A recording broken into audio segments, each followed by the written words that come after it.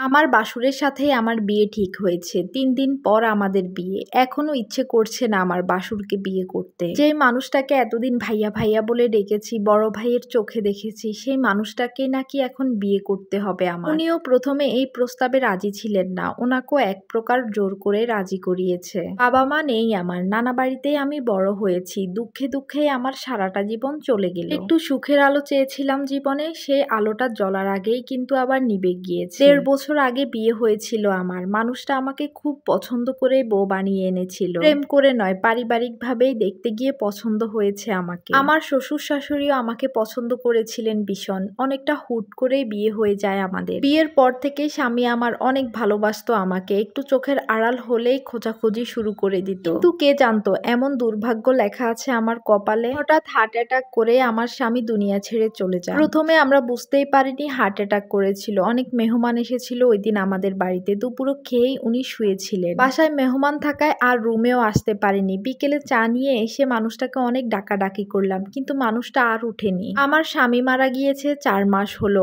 আমার নাম তিন্নি। আমার বাবা মা সেই ছোটবেলায় আমাকে রেখে চলে গিয়েছে। আমার বাবা মা দুজনেই চাকরি করতেন। একদিন হঠাৎ বিকেলে অফিস থেকে আসার সময় গাড়ি অ্যাক্সিডেন্ট হলো, আর তারা দুজনেই আমাকে একা রেখে চলে গেলেন ওপারে। তখন আমার বয়স মাত্র ২.৫ বছর ছিল। এরপর আমার ঠাঁই হয় আমার নানা বাড়িতে। বাবা মায়ের চাকরির বয়স বেশি দিন হয়নি, তাই নতুন অবস্থায় খুব একটা টাকাও পাইনি আমরা। অল্প কিছু টাকা পেয়েছিলাম। ওই টাকার বিনিময়ে মামারা আমাকে নানার বাড়িতে থাকতে দিয়েছিলেন। নানা বাড়িতে আশ্রিতার মতোই বড় হয়েছি আমি। কখনো কেউ একটু ভালো ব্যবহার করেনি, ভালো একটা জামা কাপড়ও আমাকে পরতে দেয়নি। চরম অত্যাচারের শিকার হতাম নানা বাড়িতে।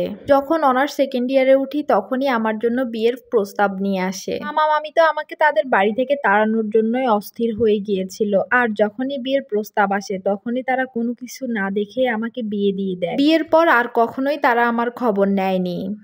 বিয়ের পর অনেক ভালোই ছিলাম। শ্বশুরবাড়ির মানুষগুলো অনেক ভালো ছিল, অনেক আদর করতো আমাকে। কিন্তু আমার দুর্ভাগ্য, স্বামীটাও কিছুদিন পর চলে গেল। আমার স্বামী যখন মারা যায় তখন আমি অনার্স 4th ইয়ারে পড়তাম। ভাবলাম যে অনার্স 4th ইয়ার ফাইনাল পরীক্ষা দিয়েই কোনো একটা চাকরির ব্যবস্থা করে এখান থেকে চলে যাব।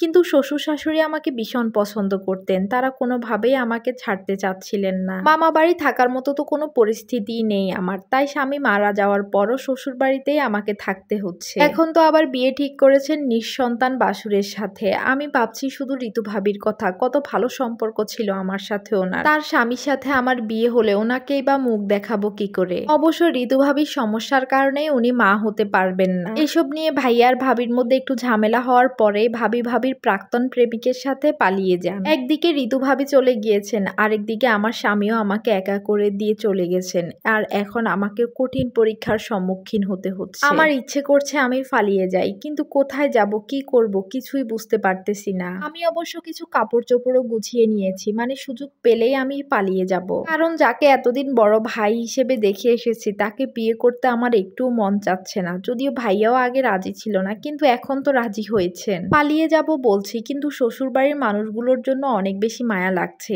ওনারা অনেক যত্ন করেছেন আমাকে, একদম মেয়ের মতো করে রেখেছেন। খুবই সিদ্ধান্তহীনতায় ভুগছি। কেউ আমাকে পারলে একটু পরামর্শ দেন, এই মুহূর্তে আমার কি করা উচিত। এই স্টোরিটা দিনাজপুর থেকে মৌ আপু পাঠিয়েছেন। প্লিজ পারলে সবাই আপুকে একটু পরামর্শ দিয়ে সাহায্য করুন।